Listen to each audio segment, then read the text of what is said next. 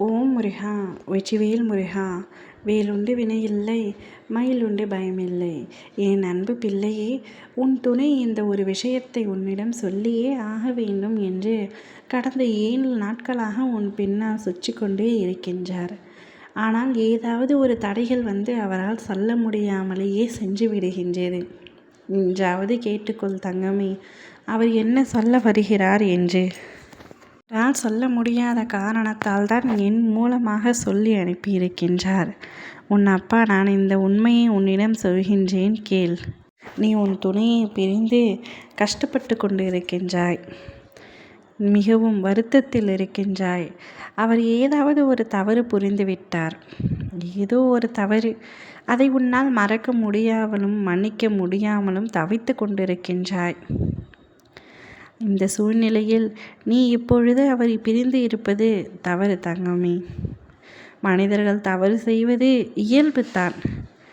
தவறு செய்யாமல் இவ்வுலகத்தில் யாருமே இல்லையே. மறப்பதும் மன்னிப்பதும் தானே மனித குணம். அவர் செய்த தவறை நீ மறந்துதான் ஆக வேண்டும், மன்னித்துதான் ஆக வேண்டும். அவர் அதற்கான தண்டனையை அனுபவிக்கின்றார். அவர் தவறை உணர்ந்து விட்டார், மனதால் மன்னிப்பு கேட்டு விட்டார். மீண்டும் நீ அவரை பிரிந்து இப்படி கஷ்டப்படுத்தி கொண்டிருக்கின்றாய். அவர் பலமுறை உன்னிடம் மன்னிப்பு கேட்டு கொண்டிருக்கின்றார். இருந்தாலும் உன்னால் மன்னிக்க முடியவில்லை. அதே சமயம் அவரை மறக்க முடியாமலும் தினமும் இரவில் நீ தவித்து கொண்டிருக்கின்றாய். ஒவ்வொரு கணமும் ஒவ்வொரு நொடியும் நீயும் அவரையேத்தான் நினைத்து கொண்டிருக்கின்றாய். அவரும் உன்னைத்தான் நினைக்கின்றார். இருந்தும் உங்களுக்குள் ஏதோ ஒரு மனக்கசப்பு, கருத்து வேறுபாடு எப்பொழுதும் இருந்து கொண்டே இருக்கின்றது.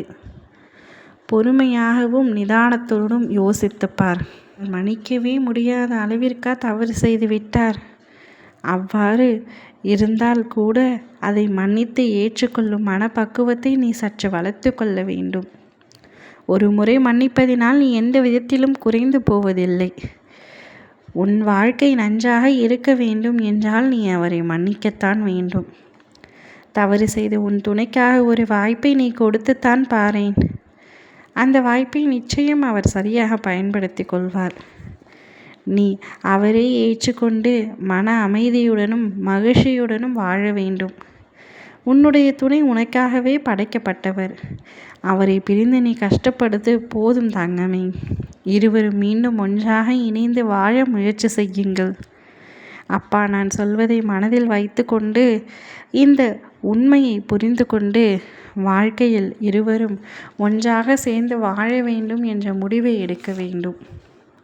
அவர் மீண்டும் மீண்டும் உன்னை தேடி வருவது மன்னிப்பு கேட்பதற்காகத்தான். நான் ஒன்றை மட்டும் உன்னிடம் கேட்கின்றேன். இதற்கான பதில் உன்னிடம் இருக்கின்றதா? அவரை பிரிந்து அவர் மட்டும் கஷ்டப்படவில்லை, நீயும் கஷ்டப்பட்டு கொண்டு தான் இருக்கின்றாய். அவருடைய சந்தோஷத்திற்கு இல்லை என்றாலும் உன்னுடைய சந்தோஷத்திற்காகவாவது நீ அவரை மன்னித்து ஏற்றுக்கொள்ளத்தான் வேண்டும். அப்பொழுதுதான் உன் வாழ்க்கை உனக்கு பிடித்தது போல் அமையும்.